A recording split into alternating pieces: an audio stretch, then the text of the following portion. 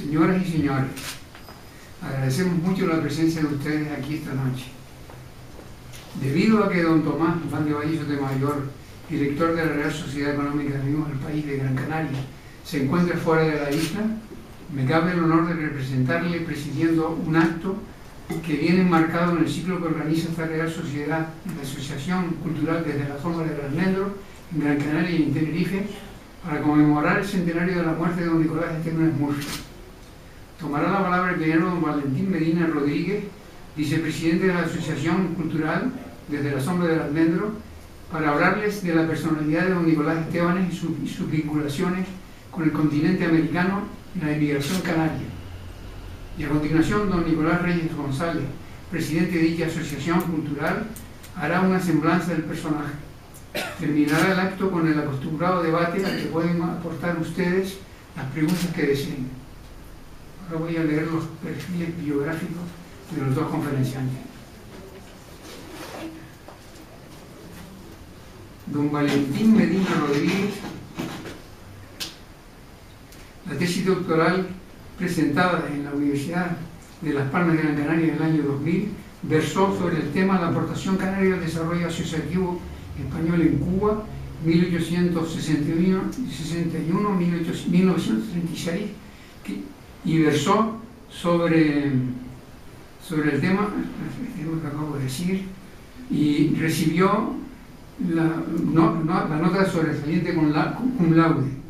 Como investigador, sus líneas de trabajo han estado siempre relacionadas con la realidad del archipiélago en el periodo contemporáneo, haciendo especial hincapié en las relaciones Canarias-Américas y con el mundo americanista desde el siglo XVIII hasta la centuria pasada.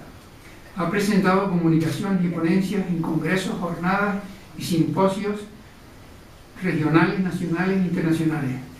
Además de numerosos artículos en revistas especializadas, ha publicado los siguientes libros: Emigración Canaria del siglo XX, algunos apuntes para su estudio.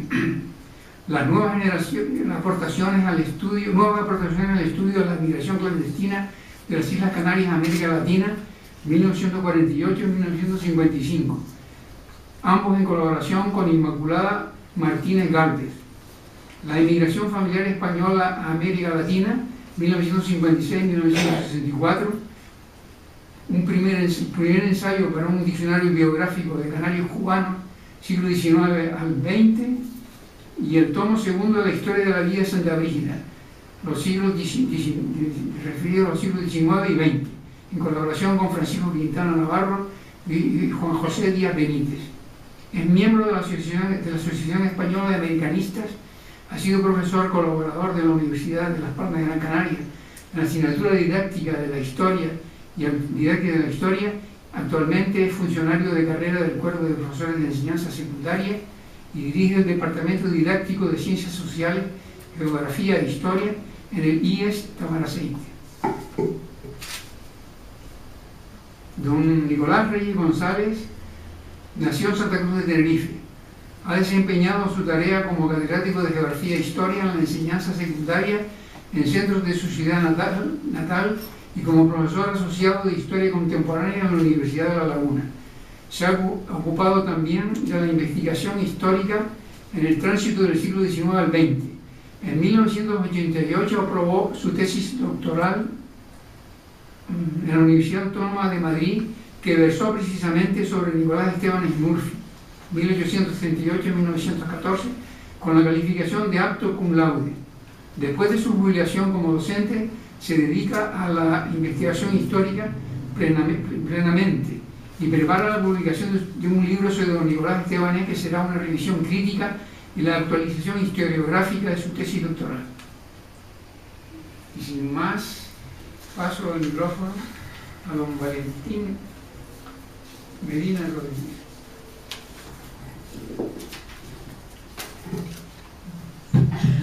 Bueno, buenas noches a todos los que han venido al acto convocado por la Sociedad de la Sombra del Almendro. Rectificar una información que ha salido en el Canal 7, que ya se indicó en la puesta de la corona en la casa donde nació don Nicolás, y decir que la Sociedad de la Sombra del Almendro es una sociedad regional, no una sociedad que haya surgido en Tenerife, y a la cual están invitados todos los canarios que tengan que aportar cuestiones importantes sobre la historia de Canarias.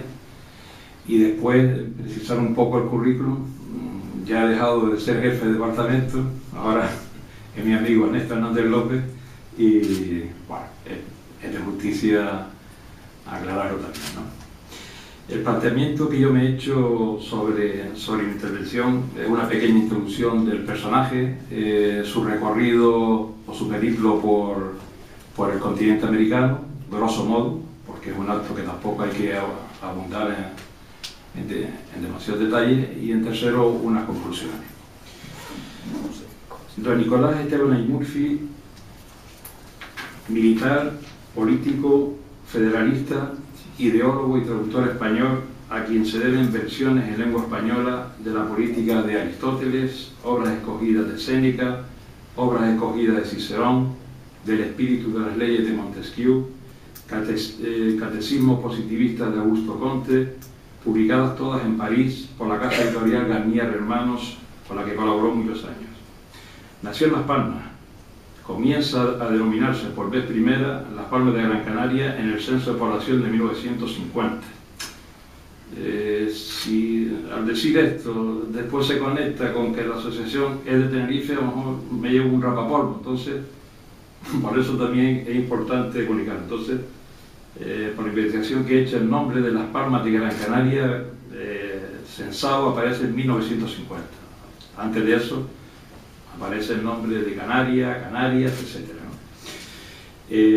Como digo, nació el 17 de febrero de 1838, hijo de un militar progresista de origen malagueño, Francisco de Paula Estebanes, y de Isabel Murphy Meade, de una familia de comerciantes de ascendencia irlandesa asentados en Canarias.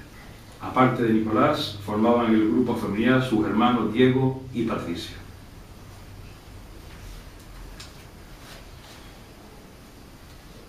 Ya en su periplo americano vemos como en 1863, después de la campaña de Marruecos, 1859-60, fue destinado a Puerto Rico. Y en 1864 se le encargó que visitara los Estados Unidos de América para estudiar los episodios militares más importantes de la Guerra de Secesión y elaborar la memoria correspondiente. De octubre de 1864, una vez regresado del gigante norteamericano, a julio de 1865 intervino en la Guerra de Santo Domingo, mandando un batallón a pesar de ser capitán. El recorrido de la guerra en la República Dominicana es el siguiente. En 1861, después de encarcelar, silenciar, exiliar y ejecutar a muchos de sus oponentes y por motivos políticos y económicos, Pedro Santana firmó un pacto con la corona española. Reinaba Isabel II y revirtió la nación dominicana al Estado colonial, el único país americano en hacerlo. Su propósito ostensible era proteger a la nación de otra anexión de Haití. La anterior había durado desde 1822, un año después de independizarse de España, hasta 1844. Pero los opositores lanzaron la Guerra de la Restauración en 1863, dirigida por Santiago Rodríguez, Benito Monción y Gregorio Luperón, entre otros. Haití, por temor a que España volviera como potencia colonial en su frontera, dio refugio y suministro a los revolucionarios. Los Estados Unidos de América, que en ese entonces tenían su guerra civil, que se prolongaría, como todos sabemos, desde 1861 a 1865, protestaron enérgicamente por la acción española. Después de 2 años de lucha, España abandonó la isla en 1865. Reintegrado al ejército y destinado de nuevo a las Antillas, había sido encarcelado durante 11 meses en las prisiones de Salamanca y de Ciudad Rodrigo, tanto por su activa participación en la Revolución Septembrina de 1868 como en el Movimiento Federal de 1869, y amnistiado un año después. Prestó sus servicios en Puerto Rico, donde contrajo matrimonio con María Concepción Suárez Otero, con la que tuvo 2 hijos, y en Cuba, donde fue propuesto para comandante por méritos de guerra, cargo que nunca accedió, y veremos el porqué a continuación. En la Gran Antilla, por su parte, llevó a cabo una importante labor periodística, sacando a la palestra en el ámbito cultural español a importantes escritores cubanos represaliados por la metrópoli. El 25 de agosto de 1871 fue fusilado el poeta Juan Clemente Cenea, y el 11 de noviembre publicaba Estémanes en la Ilustración Republicana Federal, y cuyo nombre aparece desde el primer número del 15 de junio de 1871 entre la relación de colaboradores que figuran en la cabecera de esta publicación, salida a la luz en Madrid y dirigida por Enrique Rodríguez Solís. Un artículo en su recuerdo en la sección Glorias Cubanas, serie que continuó con otros dos trabajos dedicados, uno a Plácido, seudónimo del poeta Gabriel de la Concepción Valdés, y el otro a Heredia, José María de nombre, poeta, periodista, abogado y dramaturgo, y al que se le considera el padre literario de José Martí y el primer bate romántico de América. Apareció esta tercera entrega de Glorias Cubanas cuando Nicolás Estémanes pedía la licencia absoluta del ejército, es decir, solicitó la misma el 8 de diciembre de 1871, fecha de salida del artículo en cuestión. El suceso que marca la decisión de su licencia absoluta del ejército español fue el fusilamiento en La Habana de 8 estudiantes de medicina a manos de voluntarios españoles, esto es, fuerzas paramilitares anexionistas, el 27 de noviembre del año arriba señalado, y uno de los momentos más recordados de la guerra de los 10 años, 1868-1878, por la falsa acusación de haber ultrajado la tumba de un periodista español y detenidos el día 24. Este acontecimiento le llevó a romper públicamente su sable y arrancarse los galones de capitán en la famosa calle La Acera del Louvre, al escuchar las descargas que los fusilaron, discrepando de lo que consideraba un crimen y pronunciando estas inmarcesibles palabras: antes que la patria están la humanidad y la justicia. En la concurrida esquina de San Rafael y Prado, hoy día en la capital cubana, una placa en bronce recuerda la actitud honorable de Nicolás Estémanes. Todos los años, el día 27 de noviembre, es una fecha que convoca a los cubanos que, con marchas juveniles y diversos actos y conferencias, rememoran la valiente actitud de nuestro paisano. Yo creo que su figura, su ejemplo en la defensa de la dignidad de cada ser humano, servirá igualmente para la futura democracia que surgirá en Cuba. Espero que más temprano que tarde. Tras la dictadura de tipo socialista instalada por Fidel y seguida por su hermano, lo que yo llamo la dinastía marxisto-anacrónico de los Castro. Suponemos que su marcha de Cuba se efectuaría en 1872. Vuelto de nuevo, lo vemos colaborando en 1877 con Revista de Cuba. En 1879, iniciada la Guerra Chiquita, por su duración entre dicho año y 1880, aunque sangrienta, y la segunda deliberación de la ya provincia española, fue expulsado del territorio cubano. El capitán general, Ramón Blanco y Arenas, le concedió 12 horas para abandonarlo, marchando a los Estados Unidos de América primero y luego a México. Regresó a la Perla del Caribe el 12 de junio de 1906, 10 días después de que se pegara un tiro el terrorista Mateo Morral, y estando en la presidencia de la Nación Tomás Estrada Palma. En ese mismo año fundó y dirigió el periódico En Marcha. No logró nuestro hombre establecerse definitivamente en ella, y cito textualmente, para gozar de su ambiente bienhechor, como dice en su llegada a Cuba. En esta reflexión escrita bajo este título hace de la guerra hispano-cubana, él reconoce que todos los españoles queríamos la conservación de Cuba para España, y más que nadie la anhelaba yo. Pero el tratamiento de colonia hasta el Pacto de San Juan, acaecido el 10 de febrero de 1878, y por el cual se le otorgó a la isla la condición de provincia española, el germen revolucionario de los criollos desde la Guerra de los 10 años, los procesos revolucionarios iniciados en la América hispana a partir de la segunda década del siglo XIX que influyeron en aquellos, la extensión de estos fenómenos a la conciencia de libertad que para la isla fue inoculándose en el sentir de parte de la inmigración española de la segunda mitad del 800 y la política expansionista de Estados Unidos hicieron posible la famosa frase «más se perdió en Cuba».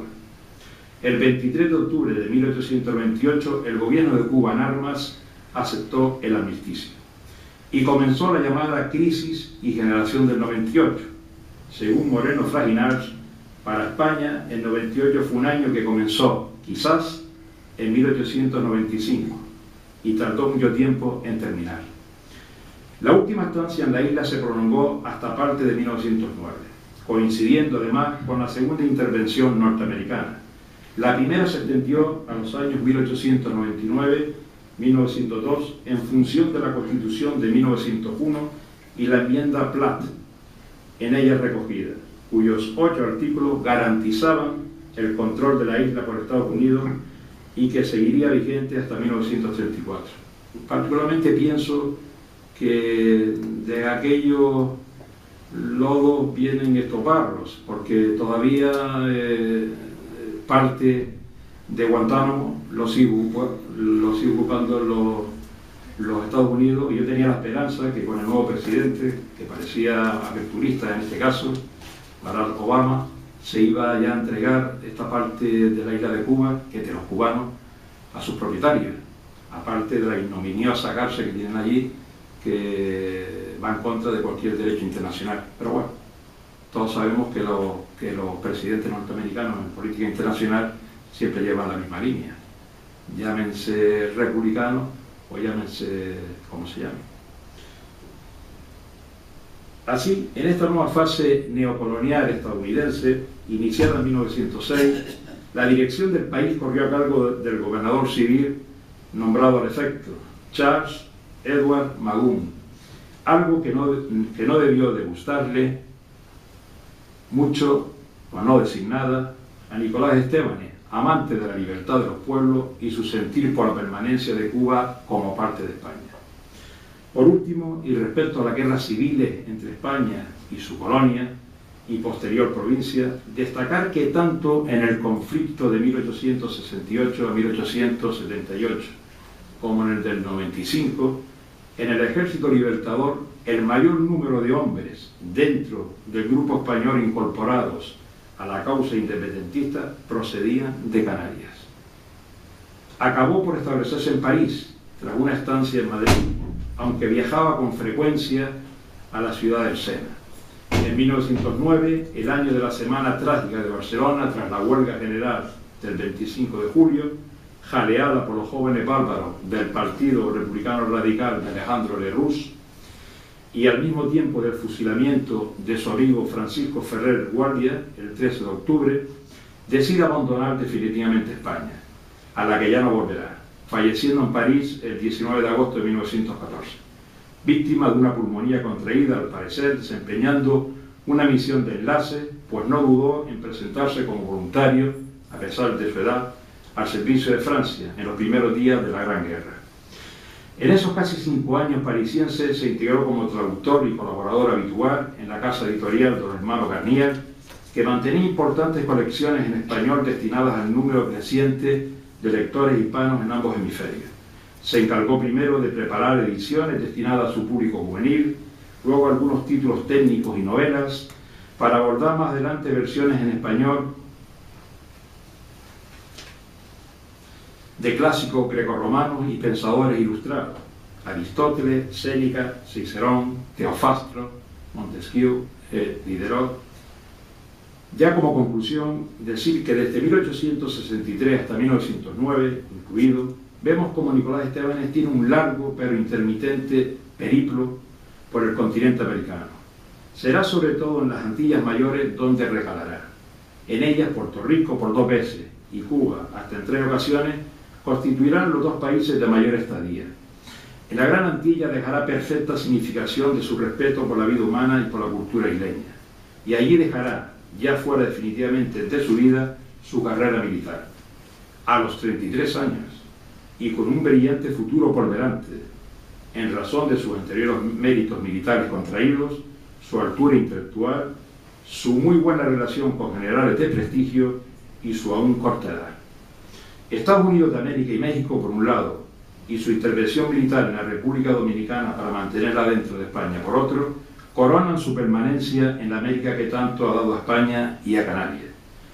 ¿Cómo ser canario sin las raíces americanas? ¿Cómo ser americano sin el sustrato que llevaron los isleños al Nuevo Mundo?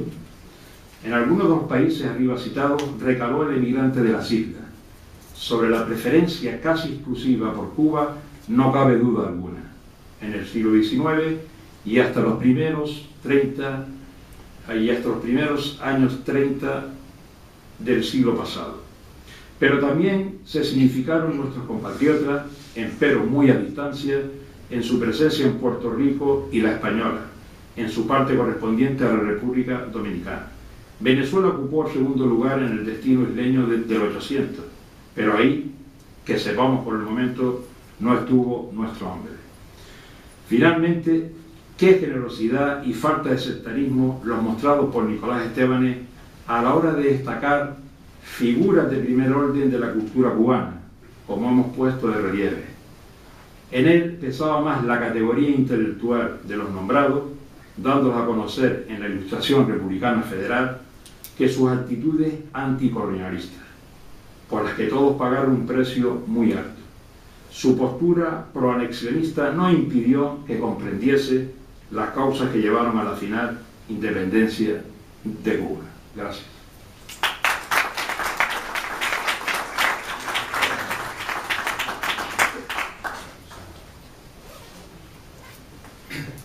Parece que me toca. Buenas noches. ¿Se oye? ¿Ya? Repito, buenas noches. En primer lugar, nuestro agradecimiento a la Real Sociedad Económica de Amigos del País de Gran Canaria, a su director, don Tomás Valdervalle, y que no ha podido asistir, y a don José Díaz Saavedra de Morales, por sus palabras en la presentación de la presentación.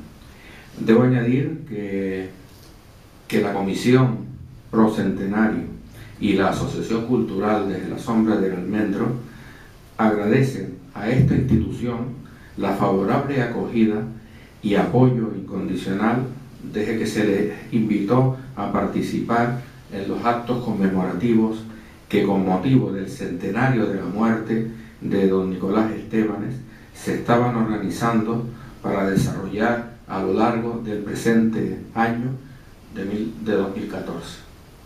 Es decir, hay que ver esta charla de hoy, esta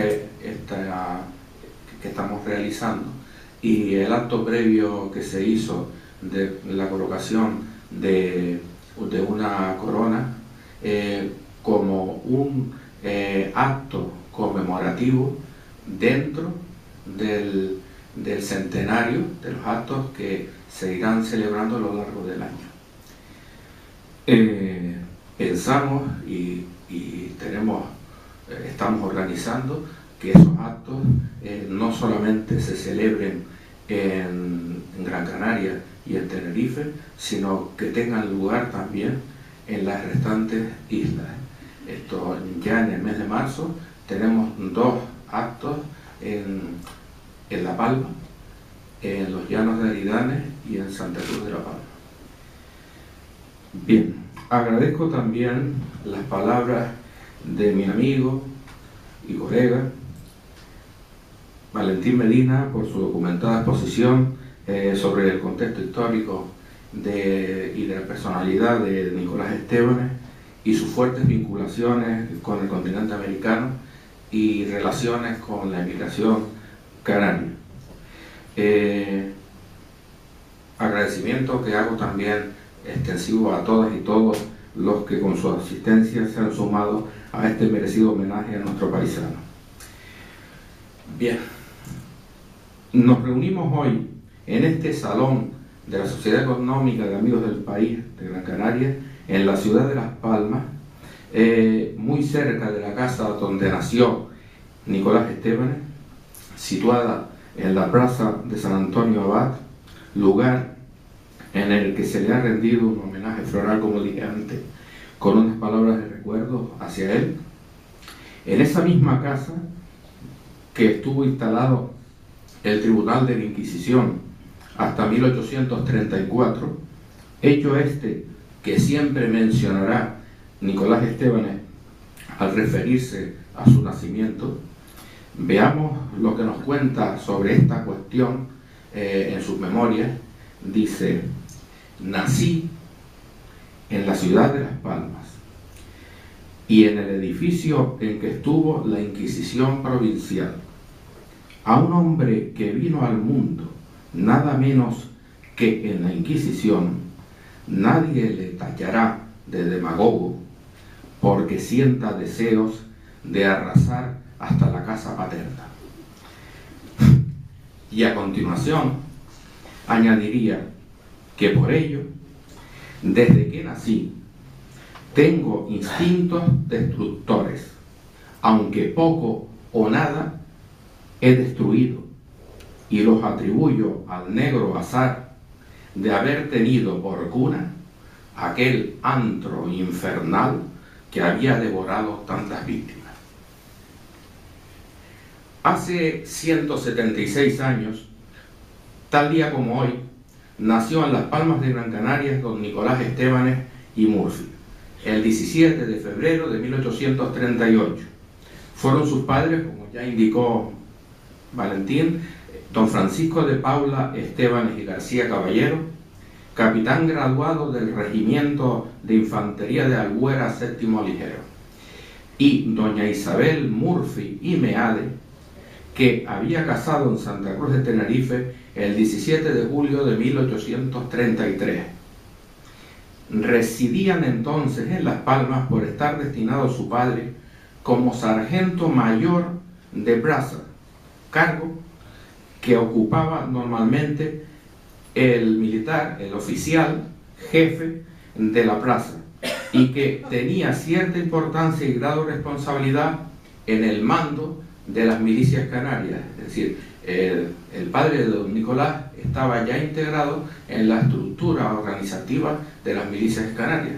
No era el ejército español, no estaba en aquellos momentos, no tenía guarnición, eran las milicias canarias las que organizaban. Su padre era un militar de ideología progresista, procedente de Andalucía, y su madre descendía de una familia de comerciantes de origen irlandés asentados en Canarias desde finales del siglo XVIII. Sobre la cuestión del nacimiento en Gran Canaria, podemos decir que la familia reside, como ya hemos indicado, en Las Palmas, por estar allí destinado el padre de Nicolás, como hemos señalado.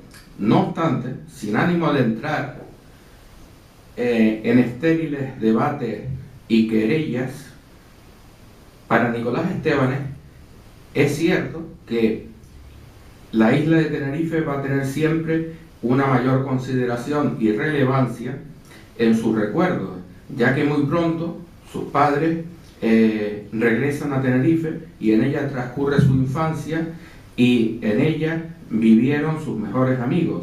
Sin embargo, Estébanez no tomará partido por ninguna de las dos islas nunca. Estébanez siempre se mantendrá por encima y en contra de toda pugna o pleito interinsular o intercanario, como se prefiera decir, que supusiera un enfrentamiento ajeno a los intereses de Canarias, contando con la amistad, aprecio y consideración de muchos ilustres canarios nacidos en esta isla, en Gran Canaria. Pero volvamos al personaje. ¿Quién era don Nicolás Estébanez y Murphy?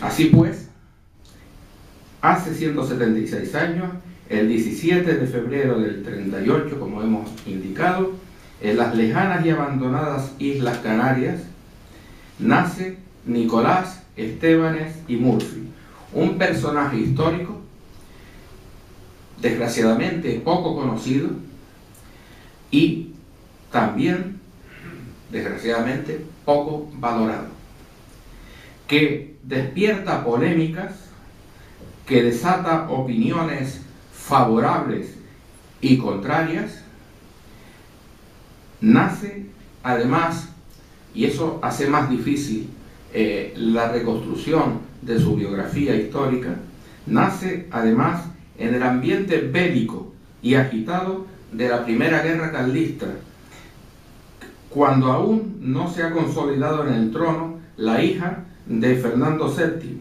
la todavía niña y futura reina Isabel II, es decir, en plena regencia de su madre, María Cristina, en la España de los moderados y de los progresistas. Era canario de nacimiento y de sentimiento.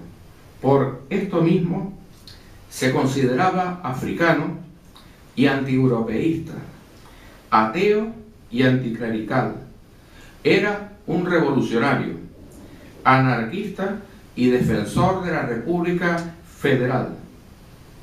También fue en el pasado un militar singular, comprometido por encima de todo en la lucha por la democracia y la justicia social, que cumple con su oficio de militar mientras permanece en las filas del ejército. Lo abandonan cuando sus ideas chocaron frontalmente con seguir perteneciendo a la milicia, como explicó Valentín Medina en su intervención. Estébanez fue siempre poeta, periodista y traductor de obras de clásicos latinos, griegos y franceses, autor de diversas obras literarias de difusión y gran aceptación en Latinoamérica. En su actividad política destaca su importante labor como diputado en varias ocasiones y como gobernador civil de Madrid y ministro de la guerra en cortos periodos de la República de 1873. Pero Estébanez fue más allá en su práctica política.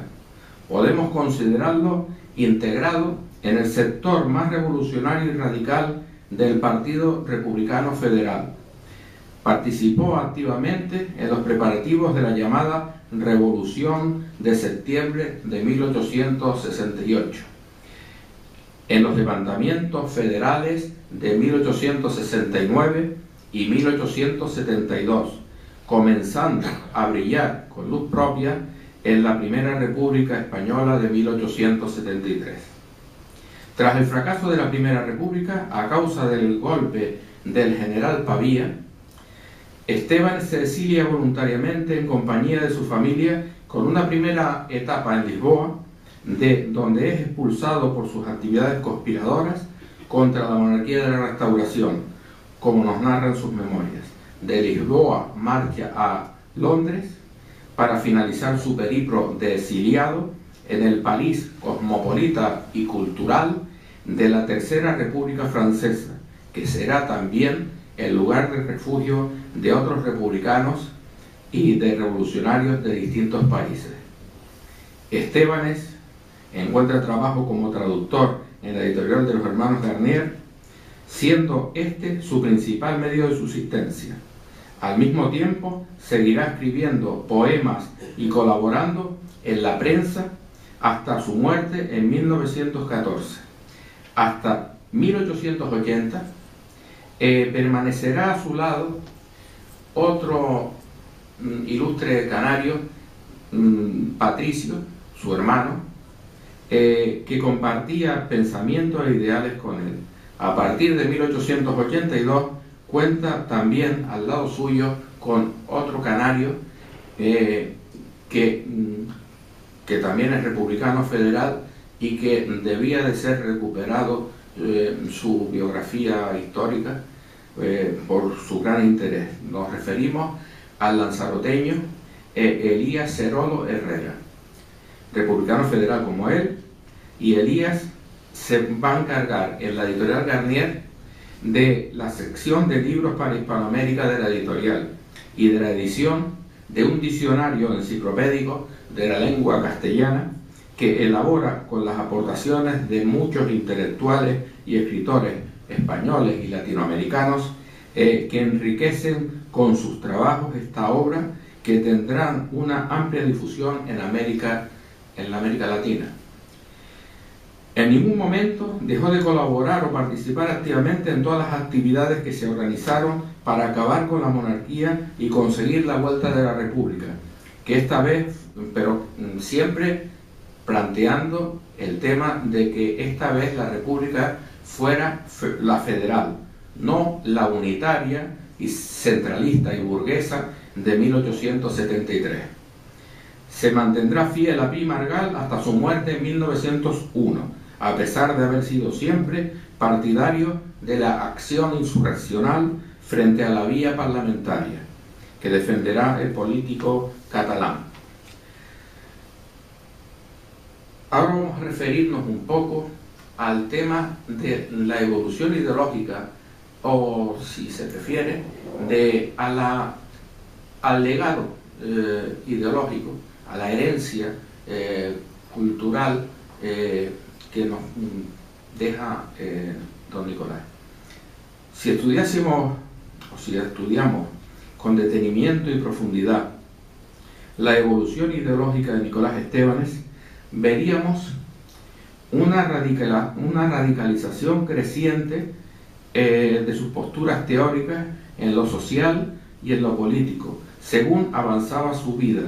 Estebanes no se convertirá en conservador en su madurez, como solía suceder con otros personajes coetáneos suyos.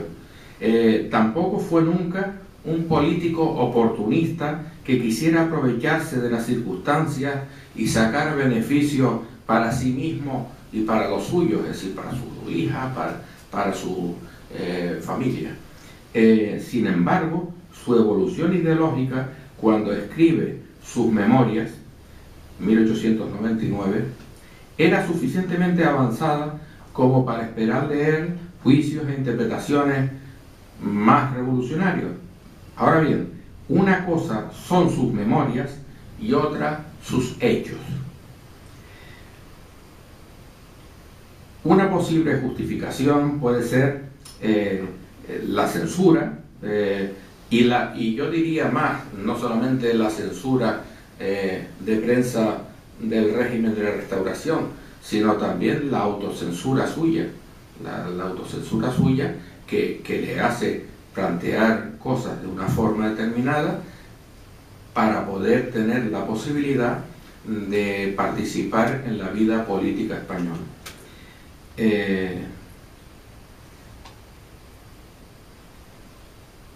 Es además una cosa muy interesante, pero eso no pasa solamente con don Nicolás Estebanes, sino con muchas más personas.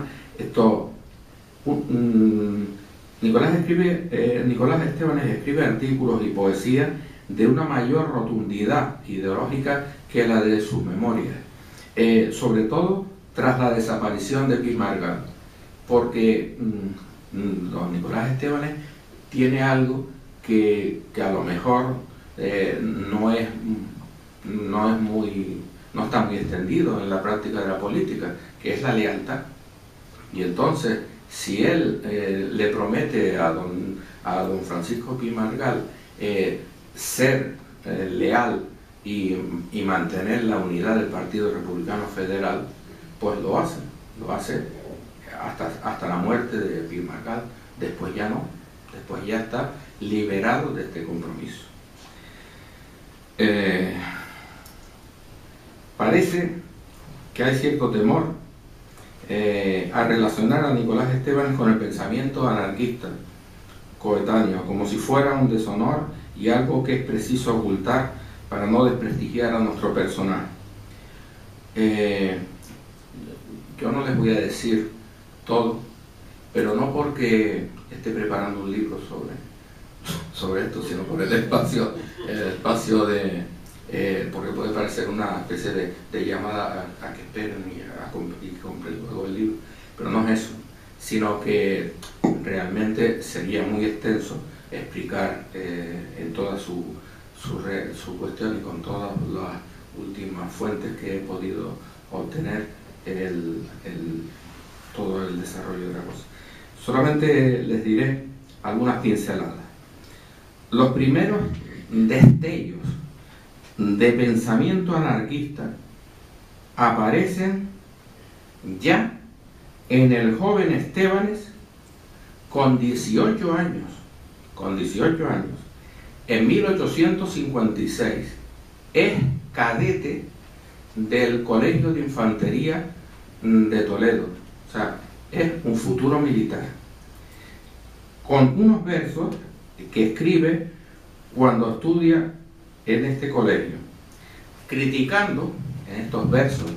Yo no voy a leer el verso, sino voy a comentar lo que dice criticando las viejas monarquías por su carácter teocrático y tiránico, y aborrece en el texto del verso el orden que hace sufrir bajo el despotismo estrecho y el derecho, es decir, las leyes, que en su pensamiento sería el tirano del porvenir, deseable a su criterio en la República. Es decir, que cuando decimos que se radicaliza su pensamiento según va avanzando esta evolución ideológica, nos referimos a que partimos del 18, que a los 18 años ya tenía este pensamiento. O sea, entonces podemos precisar que no solamente se mantiene en esas ideas, sino que las sigue defendiendo. Aunque existan artículos y en las mismas memorias y tal, que no hagan pensar que está escribiendo un anarquista. En su obra, una obra muy conocida que es una recopilación de artículos, Rastros de su vida, publicada en 1913, nos explica su agnosticismo. Mi regla es hablar poco de lo que no entiendo. Yo no sé una palabra de Dios, de su existencia, de su grandeza, ni de su necesidad. Estébanez, a través de una carta a su amigo Giroldán, don Ramón Giroldán y Ríos, un político conservador tinerfeño que era íntimo amigo de Nicolás Estébanez desde la infancia. Esto en las cartas suele Estébanez provocar al amigo, como sabe que es conservador, pues le dice cosas para ver. Sería un documento precioso, o sea, fundamental el conseguir las cartas que le escribe Ramón Giroldán a él, las que le escribe, las que le contesta Nicolás Estébanez Entonces dice en una de las cartas, un revolucionario, se presenta en esa carta como un revolucionario cuyo bello ideal es la anarquía científica, y cito textual, la racional, la que tiene por medio la destrucción y por fin la felicidad humana. ¿Crees tú que la libertad es compatible con el funesto principio de la autoridad? Se ha dicho, sigue diciendo Estébanez, que todas las formas de gobierno son buenas, pero yo digo que todas son muy malas. Mientras haya gobiernos, mientras haya leyes, habrá también tiranías, soldados, guerras y calamidades.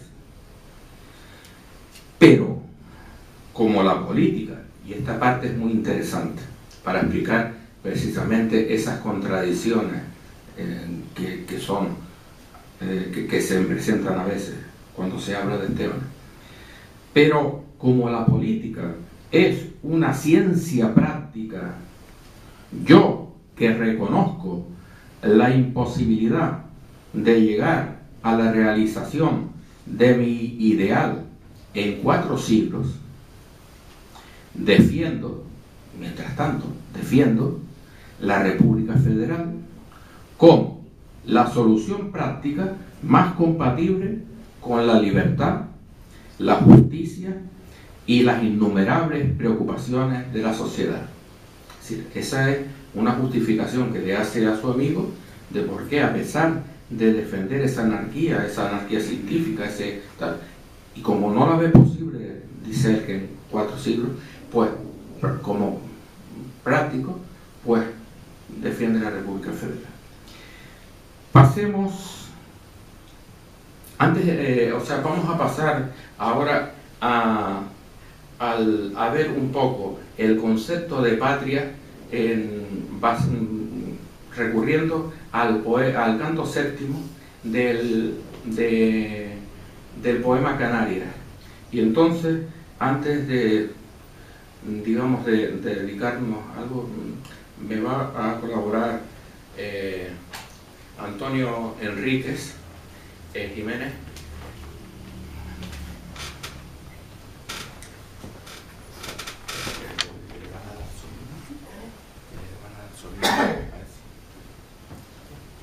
¿Se oye? Sí. Bueno, voy a leer la parte esta del canto séptimo. Sí. La patria es una peña, la patria es una roca, la patria es una fuente, la patria es una senda y una choza. Mi patria no es el mundo, mi patria no es Europa, mi patria es de un almendro la dulce, fresca, inolvidable sombra. A veces por el mundo, con mi dolor a solas, recuerdo de mi patria las rosadas, espléndidas auroras. A veces con delicia mi corazón evoca mi almendro de la infancia, de mi patria las peñas y las rocas. Y olvido muchas veces del mundo las zozobras, pensando de las islas en los montes, las playas y las olas.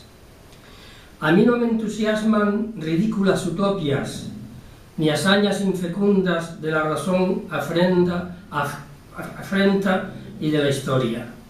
Ni en los estados pienso, que duran breves horas, cual duran en la vida de los mortales las mezquinas obras.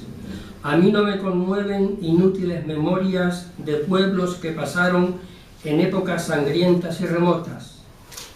La sangre de mis venas a mí no se me importa, que venga de la Arabia o de las razas célticas y godas.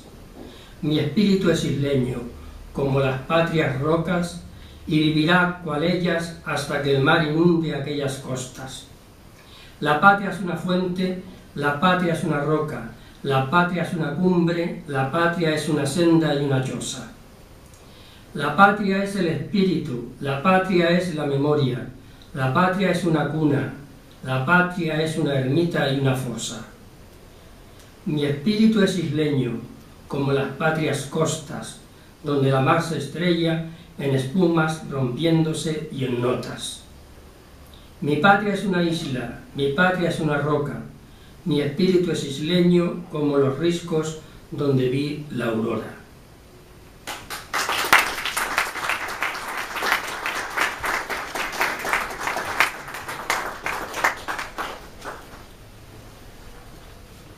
Muchas gracias, Antonio.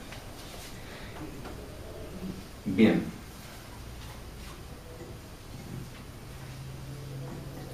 Así pues, de este poema, de este canto séptimo, hemos recogido desde en la sombra este concepto de la sombra del almendro. Ha sido el que da nombre a nuestra asociación cultural. Y ahora viene la explicación de esta cuestión. Así pues, desde la sombra del almendro, desde su patria, desde Canarias, Estébanes desarrolla su pensamiento político y su agitada vida. Sin embargo, para Estébanez, la sombra del mítico almendro es algo más que una impalpable sombra. Es también una roca y una fuente, y hasta una peña. Pero insistimos en que no olvidemos que en el poema Canarias es también su patria. ¿Qué explicación debemos darle a esto? ¿Qué significado tiene el concepto de patria para Estébanez? ¿Es simplemente la representación del lugar de nacimiento de su patria chica, o por el contrario es algo más? Vemos que su patria es, además de lo mencionado, una senda y una choza y hasta el espíritu, pero este espíritu lo adjetiva como isleño. Así pues, su patria se configura también como una isla, pero hemos de destacar que su patria no es ninguna isla en particular. Ninguna isla puede reclamar privilegio alguno ni trato de favor. El poema Canarias en su totalidad y el canto séptimo en particular puede ser leído, escuchado y sentido por todos los canarios y canarias y puede, por lo tanto, ser asumido como un canto a la totalidad del archipiélago. En opinión de nuestra querida paisana, la canaria María Rosa Alonso, este último canto séptimo del poema Canarias es el más logrado según su opinión, y considera que en estos versos Estébanez, y cito a María Rosa, acertó a residenciar el sentimiento de la patria en la geografía, en lo firme de la tierra, dice ella. Peña, roca, fuente, senda, choza, cumbre, isla, y frente al mundo o Europa, el poeta achica, minimiza la extensión para transmutarla ¿en qué? En una sombra del almendro. Estébanez se remonta a los años de su infancia y nos dice que la patria es también la memoria, la cuna y una ermita y una fosa. Así pues, vemos que Canarias se configura en la obra poética de Estébanez como un medio geográfico característico y concreto, unas islas rodeadas por el mar, que también lo personaliza en la siguiente estrofa de otro poema de Nicolás Estébanez, de un poema que lleva el título de Capricho, escrito en 1874, posiblemente incluso escrito antes que el poema Canarias. Dice, yo no lo voy a leer como poema, sino esto así, como si fuera prosa, que a fin de cuentas hay muchos y hermosos ríos, pero solo existe un mar, el mar que meció mi cuna y mi tumba cubrirá. En otro poema, en Mis banderas, julio de 1893, es decir, unos años después, nos plantea que no hay fuerza en el mundo que pueda rectificar de las 7 islas Canarias la frontera natural, ya que forman un grupo que no se mutilará, dominado por el Teide, protegido por el mar, como puede suceder con los imperios de Europa. En este mismo poema, también en Mis banderas, plantea unos versos que se comentan por sí mismos. Se equivocan los que piensan que no se debe luchar por mitos y convenciones como patria y libertad. La libertad no es un mito, y aunque fuera un ideal, la lucha por ella es la lucha por la propia dignidad. La patria no es un capricho, No es cosa convencional que la diplomacia pueda a su antojo cercenar.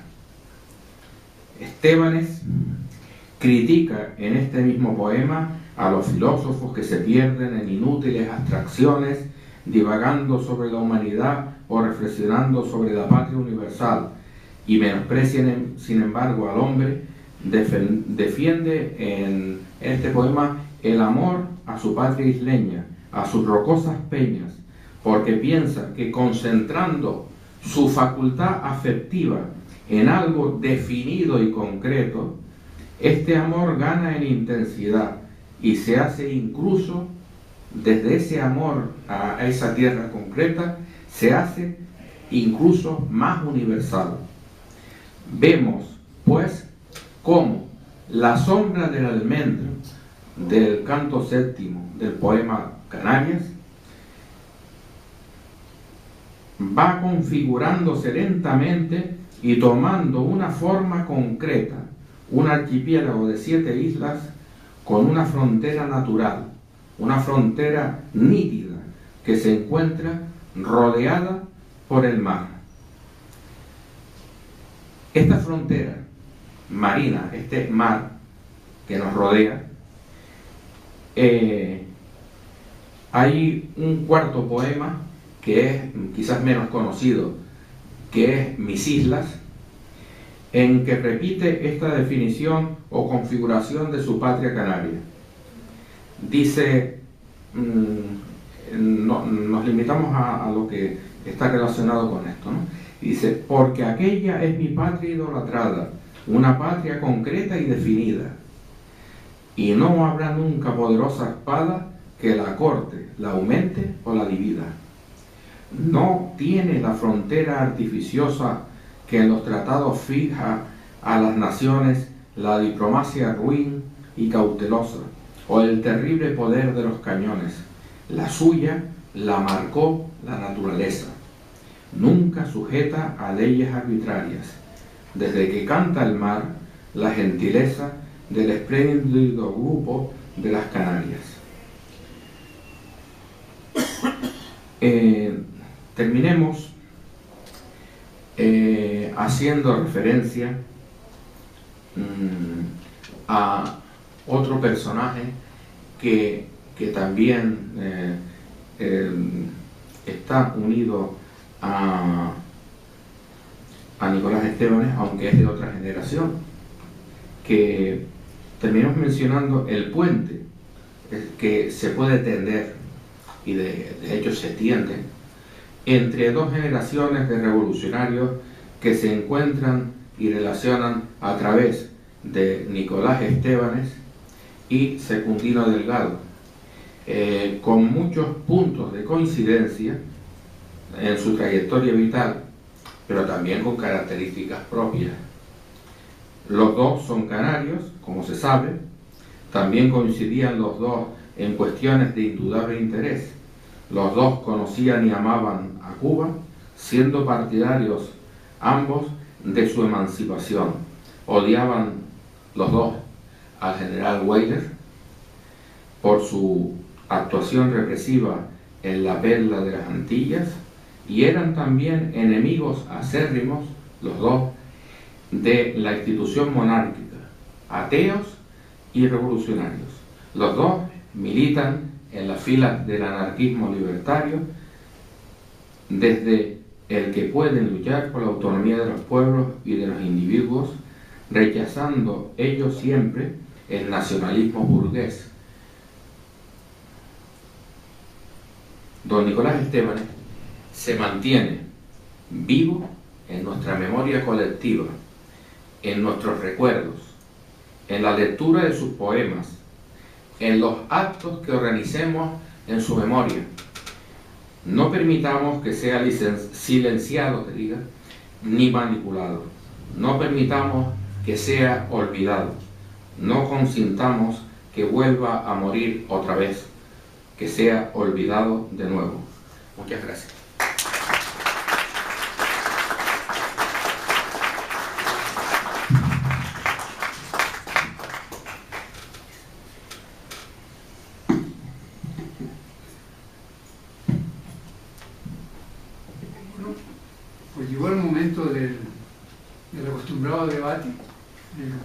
Ustedes pueden hacer las preguntas que deseen a los conferenciantes, pero con el ruego de que sean lo más concisas posible porque el tiempo apremia.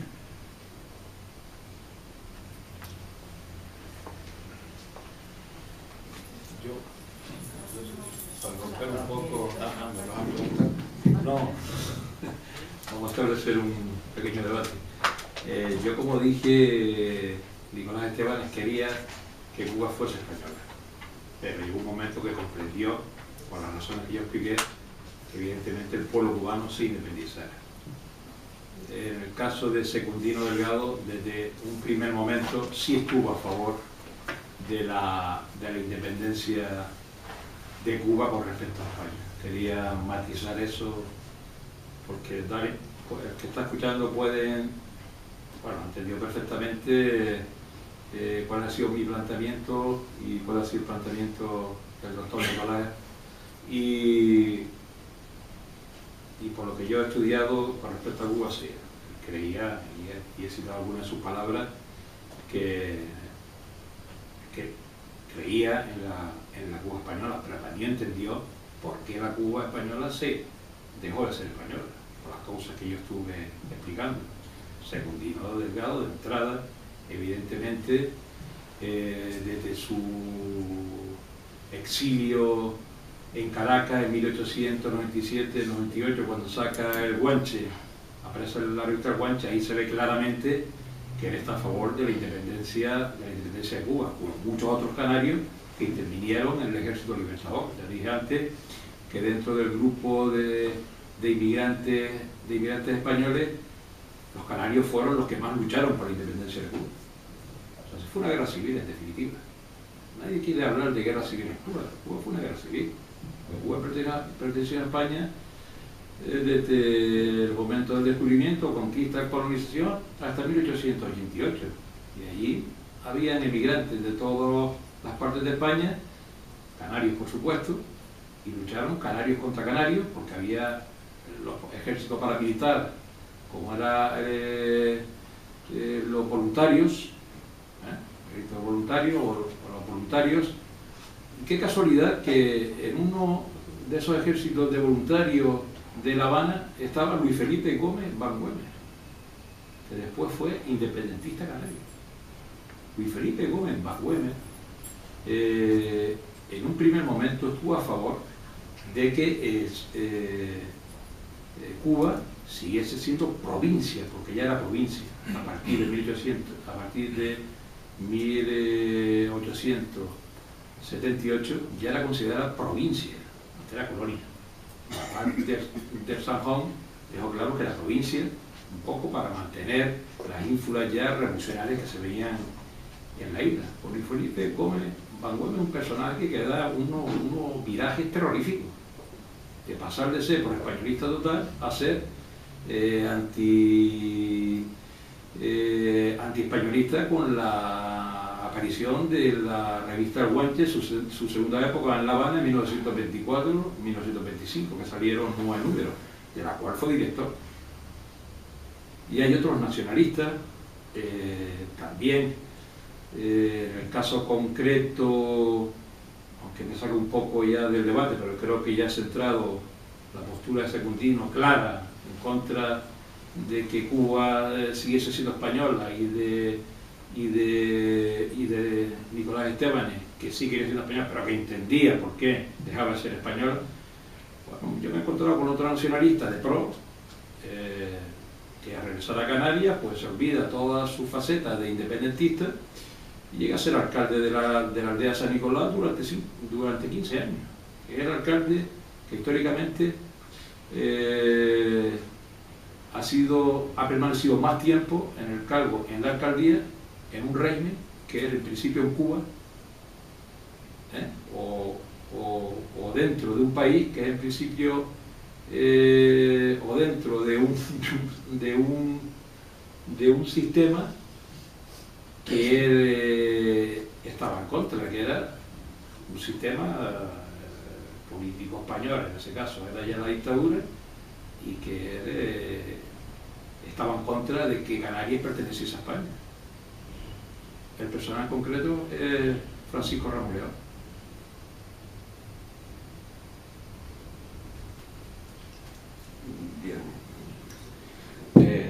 abrir boca. Sí. ¿Alguna otra pregunta? No, perdón, yo quiero intervenir porque yo creo que la intervención de mi amigo y colega Valentín Medina demuestra con los hechos, o sea, con las palabras, que nuestra asociación es plural y tiene planteamientos entre sus miembros diferentes. Es decir, si ustedes han oído mi intervención y han oído la intervención de Valentín, pues verán que tenemos planteamientos historiográficos e ideológicos diferentes, pero aquí no hemos venido a debatir entre los dos, sino a presentar estas intervenciones sobre una figura que es la de Nicolás Estebanes y en esa medida contestar a todos. Si quieres luego debatimos algunas cosas. No, fue la puntualización esa. Ya. Porque yo también soy republicano federal. Yo no sé lo que soy, pero lo único... Es la puntualización de la rotundidad de comparar a Secundino. Yo lo que quería destacar de Secundino era como dos generaciones de canarios, o sea, sí. Tal, se unen y además en cierto modo podríamos incluso hacer referencia a que estando en Madrid, residiendo en Madrid,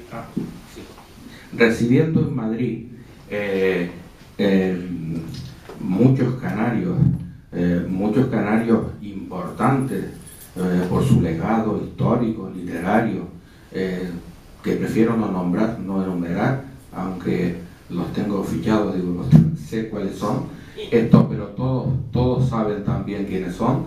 Pues cuando Secundino Delgado es llevado y es apresado en Tenerife y es llevado a la cárcel Modelo en Madrid, que dirigía Millán Astray, el único canario, aparte de otros anarquistas, el único canario que fue a visitarlo en varias ocasiones fue Nicolás Estebanes.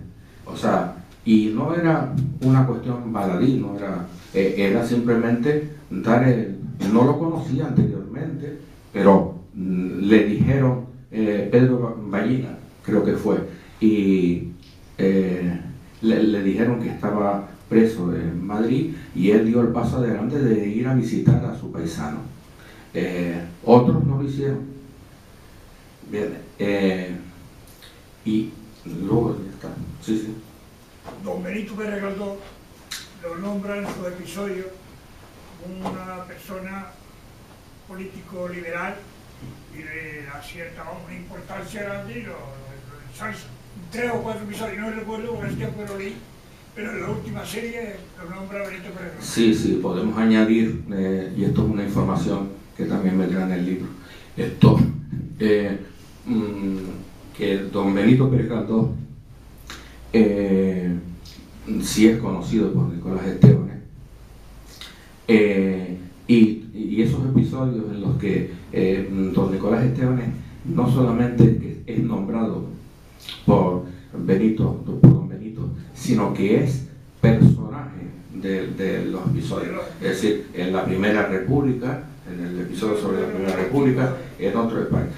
Y entonces los textos, o sea, recurren don Benito a las fuentes de las memorias y también a conversaciones con su paisano, con Nicolás Estebanes.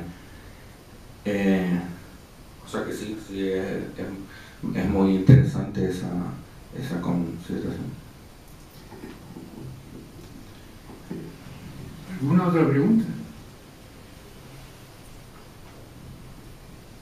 Bueno, si no hay ninguna otra pregunta, agradecemos mucho las dos conferencias, interesantísimas conferencias, y damos por terminado el acto.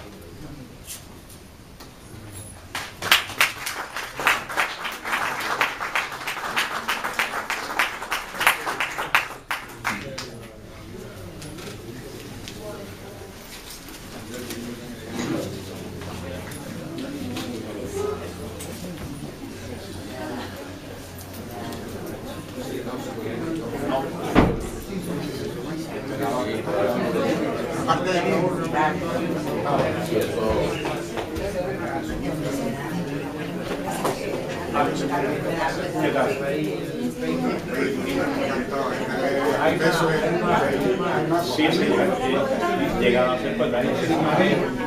Sí, sí, Sí, de dos generaciones. no, pero bueno, coincide en 1827, 1828, en Venezuela, como se entiende,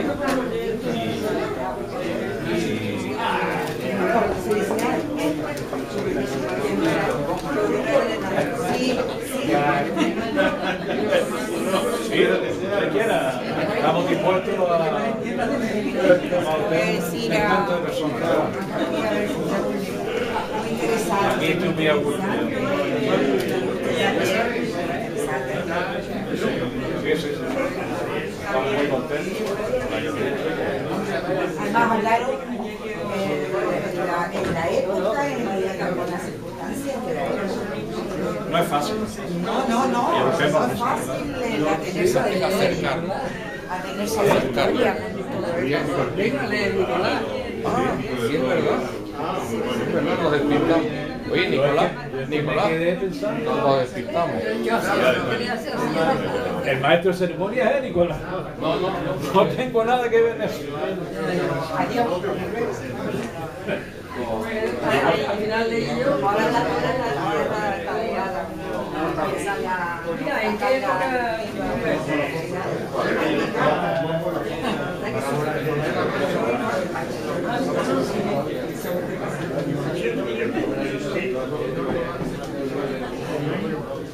Ay, mi capa. Muy buena.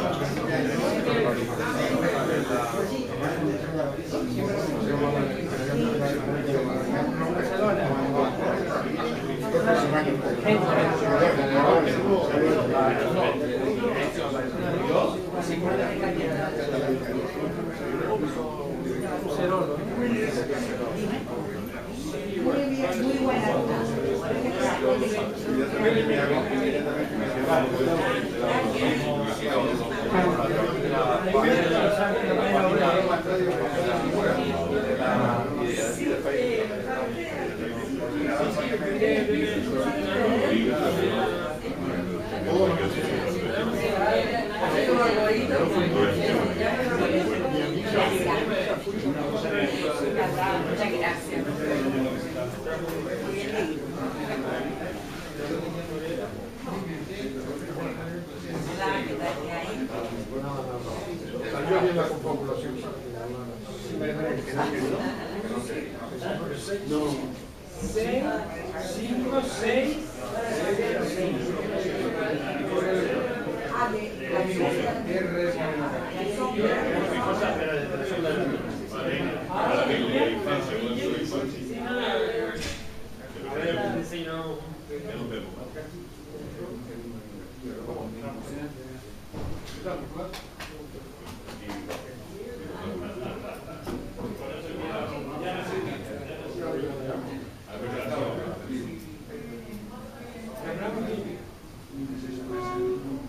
¿Quieres tomar nota de mi teléfono ahora? Para que me tengas localizado.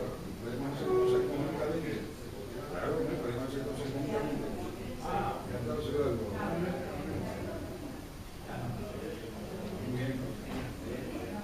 Siempre hago por ver que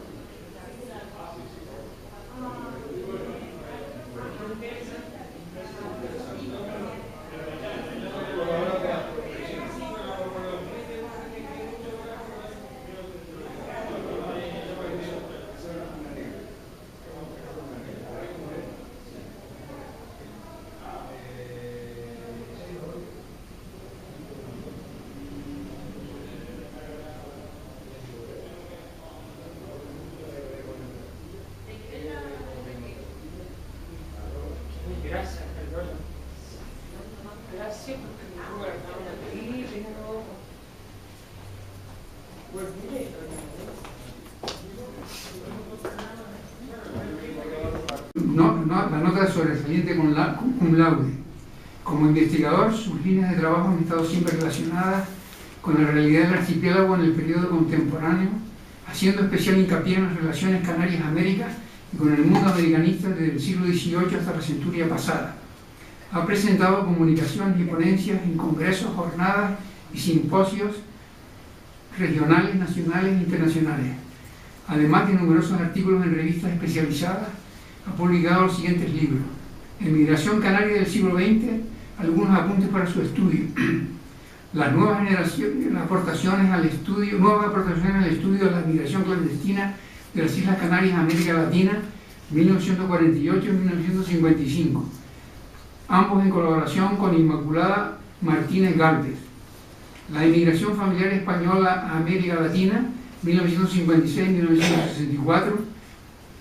Un primer ensayo para un diccionario biográfico de canarios cubanos, siglo XIX al XX, y el tomo segundo de la historia de la vida de Santa Brígida, referido a los siglos XIX y XX, en colaboración con Francisco Quintana Navarro y Juan José Díaz Benítez.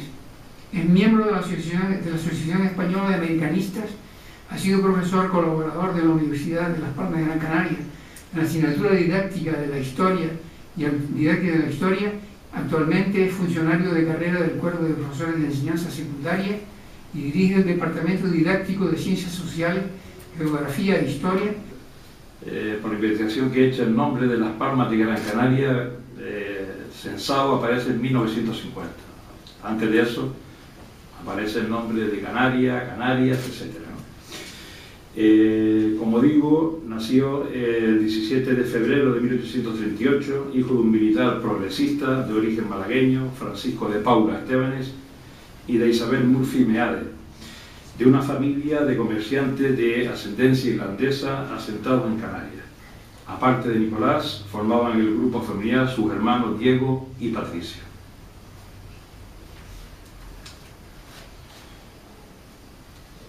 Ya en su periplo americano vemos como en 1863, después de la campaña de Marruecos, 1859-60, fue destinado a Puerto Rico. Y en 1864 se le encargó que visitara los Estados Unidos de América para estudiar los episodios militares más importantes de la Guerra de Secesión y elaborar la memoria correspondiente. De octubre de 1864, una vez regresado del gigante norteamericano, a julio de 1865 intervino en la Guerra de Santo Domingo, mandando un batallón a pesar de ser capitán. El recorrido de la guerra en la República Dominicana es el siguiente. En 1861, después de encarcelar, silenciar, exiliar y ejecutar a muchos de sus oponentes y por motivos políticos y económicos, Pedro Santana firmó un pacto con la corona española. Reinaba Isabel II y revirtió la nación. Señoras y señores, agradecemos mucho la presencia de ustedes aquí esta noche. Debido a que don Tomás Van de Valle Sotomayor, director de la Real Sociedad Económica de Amigos del País de Gran Canaria, se encuentra fuera de la isla, me cabe el honor de representarle presidiendo un acto que viene enmarcado en el ciclo que organiza esta Real Sociedad, la Asociación Cultural desde la Sombra del Almendro, en Gran Canaria y en Tenerife, para conmemorar el centenario de la muerte de don Nicolás Estebanes Murphy. Tomará la palabra el ingeniero don Valentín Medina Rodríguez, vicepresidente de la Asociación Cultural desde la Sombra del Almendro, para hablarles de la personalidad de don Nicolás Estebanes y sus vinculaciones con el continente americano y la inmigración canaria. Y a continuación, don Nicolás Reyes González, presidente de dicha asociación cultural, hará una semblanza del personaje. Terminará el acto con el acostumbrado debate al que pueden aportar ustedes las preguntas que deseen. Ahora voy a leer los perfiles biográficos de los dos conferenciantes. Don Valentín Medina Rodríguez, la tesis doctoral presentada en la Universidad de Las Palmas de Gran Canaria en el año 2000 versó sobre el tema la aportación canaria al desarrollo asociativo español en Cuba, 1861-1936, y versó sobre el tema que acabo de decir, y recibió en el IES Tamaraceite. Don Nicolás Reyes González nació en Santa Cruz de Tenerife. Ha desempeñado su tarea como catedrático de Geografía e Historia en la enseñanza secundaria en centros de su ciudad natal y como profesor asociado de Historia Contemporánea en la Universidad de La Laguna. Se ha ocupado también de la investigación histórica en el tránsito del siglo XIX al XX. En 1988 aprobó su tesis doctoral en la Universidad Autónoma de Madrid, que versó precisamente sobre Nicolás Estebanes Murphy, 1838-1914, con la calificación de apto cum laude. Después de su jubilación como docente, se dedica a la investigación histórica plenamente y prepara la publicación de un libro sobre don Nicolás Estebanes, que será una revisión crítica y la actualización historiográfica de su tesis doctoral. Y sin más, paso el micrófono a don Valentín Medina Rodríguez.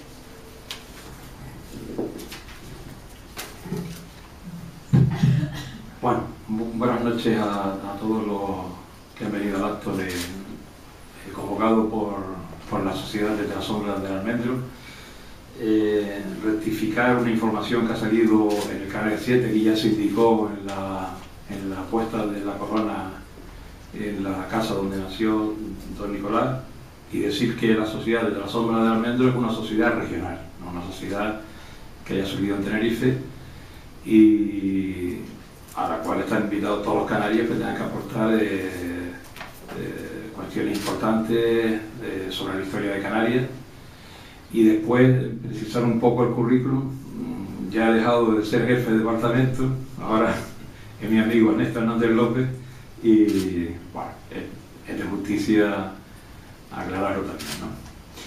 El planteamiento que yo me he hecho sobre mi intervención es una pequeña introducción del personaje, su recorrido o su periplo por el continente americano, grosso modo, porque es un acto que tampoco hay que abundar en demasiados detalles, y en tercero, unas conclusiones. Don Nicolás Estebanes Murphy, militar, político, federalista, ideólogo y traductor español, a quien se deben versiones en lengua española de la política de Aristóteles, obras escogidas de Séneca, obras escogidas de Cicerón, del espíritu de las leyes de Montesquieu, catecismo positivista de Augusto Comte, publicadas todas en París por la casa editorial Garnier Hermanos, con la que colaboró muchos años. Nació en Las Palmas. Comienza a denominarse por vez primera Las Palmas de Gran Canaria en el censo de población de 1950. Si al decir esto después se conecta con que la asociación es de Tenerife, a lo mejor me llevo un rapapolvo, entonces por eso también es importante comunicar. Entonces,